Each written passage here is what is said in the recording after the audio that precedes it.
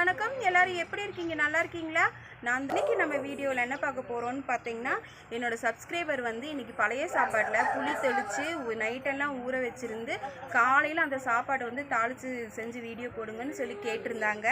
அவங்க கேட்டதுக்காக அவங்க கேட்ட மாதிரியே புளி சாப்பாடு வந்து நைட்டே சாப்பாடாக்கி பழைய சாப்பாடாக்கி புளி தண்ணி தெளித்து நைட்டெல்லாம் ஊற வச்சு இன்றைக்கி வந்து தாளித்து மறுநாள் காலையில் தாளித்து சாப்பிட்லாங்க. இப்போ பார்த்தீங்கன்னா அவங்க கேட்டவங்க பேர் வந்து பார்த்திங்கன்னா எம்கேன்னு தான் போட்டிருந்துச்சு. ஐடியில் வந்து எம்கேன்னு சொல்லி போட்டிருந்துச்சு. இதோ உங்களுக்காக நீங்கள் கேட்ட புளியோதரையை வந்து நான் ரெடி பண்ணி போகிறேன். வாங்க வீடியோக்குள்ளே போய் பார்க்கலாம். நல்லா கரைச்சாச்சுங்க. இங்கே பாருங்கள், புளி தண்ணி உப்பு சூப்பராக இருக்குது. உப்பு புளிப்பும் கரெக்டாக இருக்குது. இப்போ இதில் வந்து ஊற்றிக்கலாம்.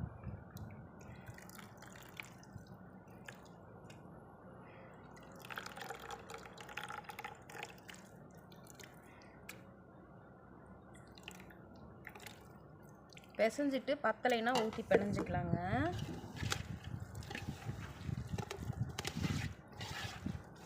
கரண்டி விட்டு கிளறலாம். கரண்டியில் கிளறுனா கட்டி சாப்பாடு ஒன்று இருக்கும். இப்படி கையில் பிணைஞ்சிக்கிட்டோம்னா நல்லா பிணைஞ்சிக்கலாங்க. அதனால இப்படி கொஞ்சம் சொதன்னு இருக்கிற மாதிரி தான் பிணைஞ்சி வைக்கணும். ஏன்னா சாப்பாடு வந்து வெடிகிற வரைக்கும் ஊறும் இல்லைங்களா. புளி தண்ணியில் வந்து ஊறணும். அப்போ தான் வந்து நம்மளுக்கு டேஸ்ட்டாக இருக்கும் இல்லைங்களா. இந்த மாதிரி தான் அமைக்கி வச்சுக்கணும். நம்ம புளி ஊற்றி நல்லா இருந்தால் தான் காலையில் இந்த தண்ணியில் வந்து சாப்பாடு ஊறும். அப்போ சாப்பிட்றதுக்கு வந்து நல்லாயிருக்கும். இப்போ இதை வந்து சாப்பாட்டை வந்து நல்லா அமைக்கி வச்சுக்கலாங்க. இப்படி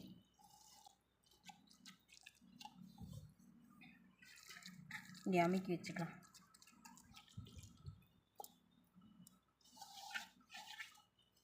இன்றைக்கி நைட்டு சாப்பிட்டது போக சாப்பாடு இவ்வளோ தான் மிஞ்சிச்சுங்க. அதனால நான் கொஞ்சமாக தான் செஞ்சுருக்கேன். இப்படி வந்து அமைக்கிக்கலாம். சாப்பாடு அமுத்தி வச்சிடலாம்.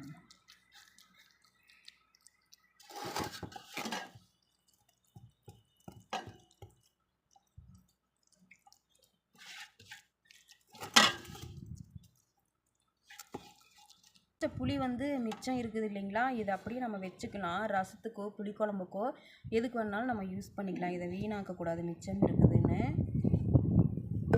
இப்போ வந்து இது நைட்டு ஃபுல்லாக ஊறட்டுங்க. ஊறிச்சுன்னா வேறு லெவல் டேஸ்ட்டாக இருக்கும். இதை அப்படியே நம்ம எந்த தொந்தரவும் பண்ணாமல் அப்படியே இருக்கட்டுங்க.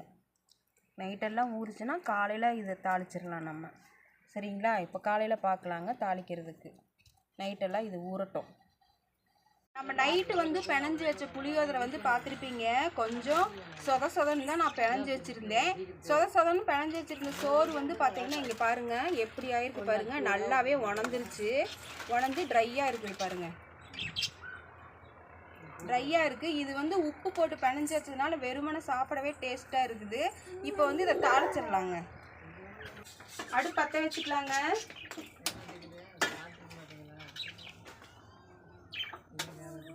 இந்த புளி சாப்பாடு பார்த்தீங்கன்னா எங்களுக்கு வந்து ரொம்பவே பிடிக்கும். இது ஒரு அருமையான டேஸ்ட்டாக இருக்குங்க. ஏன்னா ஒரு நாள் இரவு பூரா புளியிலையும் உப்புலையும் வந்து நம்ம ஊறி நல்லா கை போட்டு பிசைஞ்சு ஊற வச்சுருக்கோம். சூப்பராக இருக்கும். இப்போ வந்து நம்ம எண்ணெய் ஊற்றிக்கலாம். தேவையான அளவு எண்ணெய் சேர்த்துக்கோங்க. கொஞ்சம் எக்ஸ்ட்ராவே சேர்த்துக்கோங்க. எண்ணெய் காஞ்சிடுச்சுங்க பாருங்க. கடுகு சேர்த்துக்கலாம்.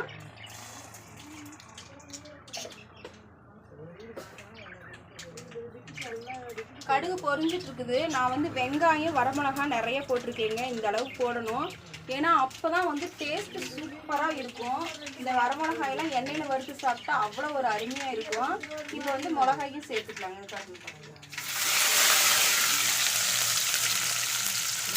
வெங்காயம் வந்து நிறைய சேர்த்துக்கணுங்க. நல்லா வதக்கி விட்டுக்கலாங்க. அப்புறம் பார்த்தீங்கன்னா பாருங்க, நல்லா ஃப்ரெஷ்ஷான கருவேப்பிலை தலை கண்டிப்பாக சேர்த்தே ஆகணும். பாருங்கள் ரொம்ப ஃப்ரெஷ்ஷாக இருக்குது. இப்போ தான் செடியிலேருந்து ஒடிச்சிட்டு வந்தேன். அந்த கருவேப்பிலை தலையும் சேர்த்துக்கலாம். நல்லா நிறைய தாராளமாகவே சேர்த்துக்கலாங்க கருவேப்பிலை தலை.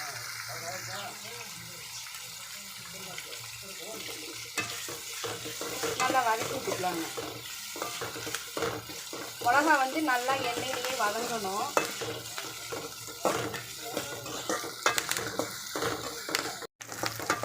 நல்லா வெங்காயம் வந்து வதங்கிருச்சுங்க. மிளகாயும் நம்ம போட்ட மிளகா, வெங்காயம், கருவேப்பிலை தழை எல்லாமே நல்லா வதங்கிருச்சு.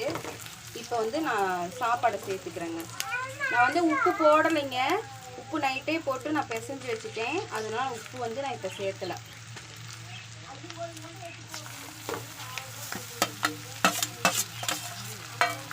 பார்த்தீங்கன்னா இப்போ நம்ம இந்த சாப்பாடு, எண்ணெய், இந்த நம்ம செஞ்சு வச்ச வெங்காயத்தோட எல்லாம் நல்லா மிக்ஸ் பண்ணி விட்டுக்கலாங்க.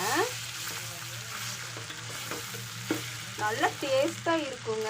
ரொம்ப ரொம்ப பிடிக்குங்க எனக்கு இந்த புளி சாப்பாடு. சின்ன பிள்ளையா இருக்கும்போது இப்படி தாங்க சாப்பாடு செஞ்சு போச்சுன்னா எங்கள் அம்மா அப்படி தான் செய்வாங்க. இப்போல்லாம் யாருங்க அந்த மாதிரி செய்கிறாங்க? சோறு மிச்சமாச்சுன்னா உடனே கொண்டு போய் கீழே கொட்டிடுறாங்க. எவ்வளோ பேர் இந்த சாப்பாட்டுக்கு கஷ்டப்படுறாங்க இல்லைங்களா? சாப்பாடு மட்டும் என்னை பொறுத்தளவு ஒரு பருப்பை கூட வீணாக்கக்கூடாதுங்க. வெயில் காலமாக இருந்தால் பழைய சாப்பாடு இருந்தால் தண்ணி ஊற்றி வச்சு தயிர் ஊற்றி கரைச்சி குடிக்கலாங்க. இப்போ ஒரு வாரமாக மழை பெஞ்சிட்டு இருக்குது இல்லைங்களா? அதனால நம்ம இந்த மாதிரி புளி ஊற்றி பிணைஞ்சி வச்சுக்கலாம். இப்போ இது வந்து நல்லா சூடாகட்டுங்க சாப்பாடு. இப்போ சாப்பாடு வந்து அடுப்பில் சிம்மில் வச்சு மூடி வச்சுட்டு வந்துருக்குறேங்க. எங்கள் சித்தி அவங்க வீட்டில் பார்த்தீங்கன்னா இந்த மணி பிளான்ட் செடி வந்து வீட்டு முன்னாடி வச்சுருக்காங்க. அதுக்குள்ளே வந்து பார்த்தீங்கன்னா சின்ன பவுலில் வந்து கொத்தமல்லி செடி வந்து வீட்டில் யூஸ் பண்ணிவிட்டு மீதி வச்சுருந்தாங்க. ஒரு நாள் மழை பெஞ்சிருச்சுன்னு சொல்லி தண்ணி ஊற்றாமல் இருக்கும் பாருங்கள், அப்படியே வாடி போயிடுச்சு. நம்ம செடிக்கு வந்து தண்ணி ஊற்றிக்கலாங்க.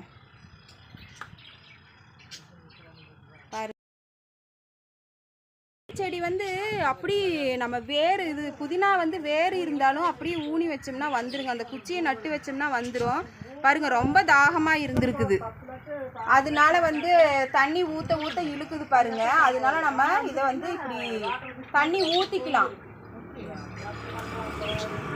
போட்டுக்கலாங்க தட்டில். வந்து வீட்டில் சித்தி வந்து பீட்ரூட் சட்னி அரைச்சிருக்காங்கங்க. புளி சாத்துக்கு வந்து அதை தொட்டுக்கலாங்க, கொஞ்சம் வச்சுக்கலாங்க.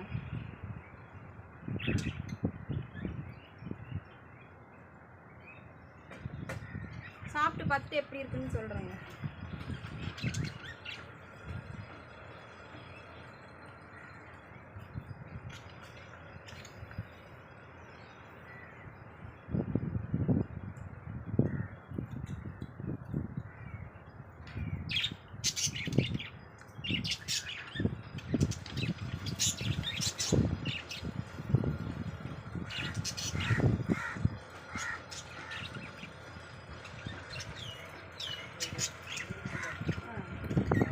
சூப்பராக இருக்குங்க. உண்மையாலுமே நம்ம அப்பயே சோறாக்கி அப்படியே புளி ஊற்றி கிளறது வந்து அது ஒரு வீடியோ வேணும்னு சொல்லி கேளுங்க. நான் எனக்கு தெரிஞ்ச வீடியோவை செஞ்சு சமையல் வீடியோவை போடுறேன். ஓகே ஃப்ரெண்ட்ஸ், பாய்.